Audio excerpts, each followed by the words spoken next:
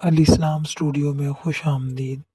پیارے قارئین کرام، آج آپ کے لیے ایسی دکھ بھری داستان لے کر آئے ہیں جو آپ کو خون کے آنسو رلا دے گی۔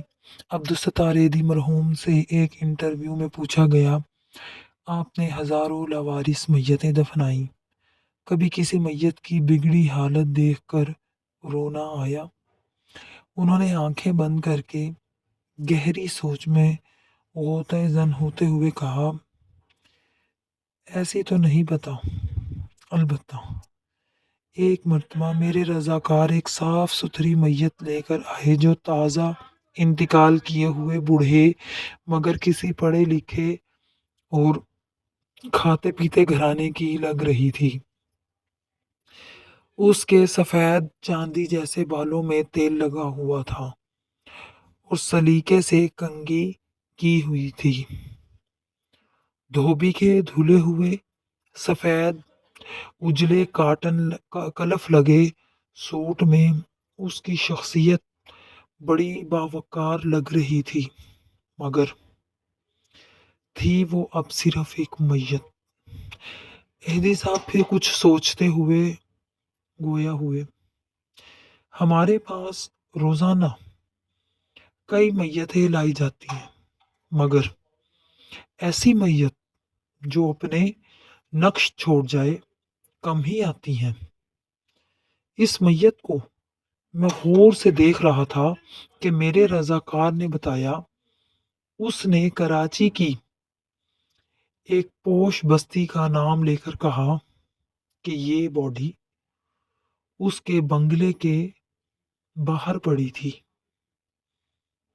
ہم جو ہی بنگلے کے سامنے پہنچے تو ایک ٹیکسی میں سوار فیملی جو شاید ہمارا ہی انتظار کر رہی تھی، انہوں نے شاید ایدھی سینٹر فون کر دیا تھا تو ان کے آنے کا ہی ان کو انتظار تھا۔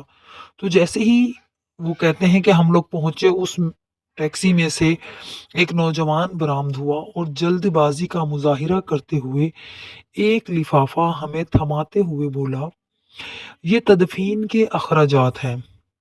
پھر وہ خود ہی بڑبڑایا، یہ میرے والد صاحب ہیں، ان کا خیال رکھنا، اچھی طرح غسل دے کر تدفین کر دینا۔ اتنے میں ٹیکسی سے آواز آئی، تمہاری تقریر میں فلائٹ نکل جائے گی۔ یہ سنتے ہی نوجوان پلٹا اور مزید کوئی بات کیے ٹیکسی میں سوار ہو گیا اور ٹیکسی فراٹے بھرتی ہوئی آنکھوں سے اوجھل ہو گئی۔ ایدھی صاحب بولے، اس میت کے متعلق جان کر مجھے بہت دکھ ہوا اور میں ایک بار پھر اس بدقسمت شخص کی جانب دیکھنے لگا تو مجھے ایسے لگا جیسے وہ بازو وا کیے مجھے درخواست کر رہا ہو کہ ایدھی صاحب، ساری لاوارث میتوں کے وارث آپ ہوتے ہیں، مجھ بدقسمت کے وارث بھی آپ بن جائیں نا۔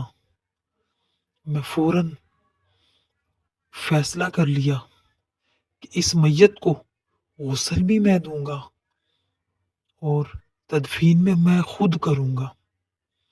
پھر جو ہی غسل دینے لگا تو اس اجلے جسم کو دیکھ کر میں سوچ میں پڑ گیا کہ جو شخص اپنی زندگی میں اس قدر معتبر اور حساس ہوگا، اس نے اپنی اولاد کی پرورش میں کیا ناز و نام نہ اٹھائے ہوں گے، مگر بیٹے کے پاس تدفین کا وقت بھی نہ تھا۔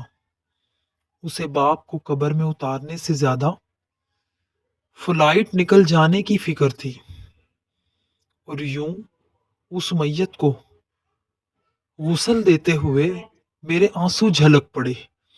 پھر وہ اپنے کندھے پر رکھے کپڑے سے آنسو پوچھتے ہوئے بولے، اس دن میں انسانیت کی ڈوبتی نیا پر رو پڑا، کاش کہ ہم اپنی اولاد کی عیش و عشرت کے بجائے بہتر تعلیم و تربیت پر زیادہ فوکس کریں۔ تو قارئین، اگر آپ کو ہماری یہ تحریر دل کو لگی ہو تو ہماری تحریر کو لائک کیجیے، ہمارے چینل کو سبسکرائب کر کے ہماری حوصلہ افزائی کیجیے اور اپنے دوستوں میں شیئر کیجیے کہ شاید آپ کے کسی ایک شیئر سے کسی کی زندگی بدل جائے۔ اللہ حافظ۔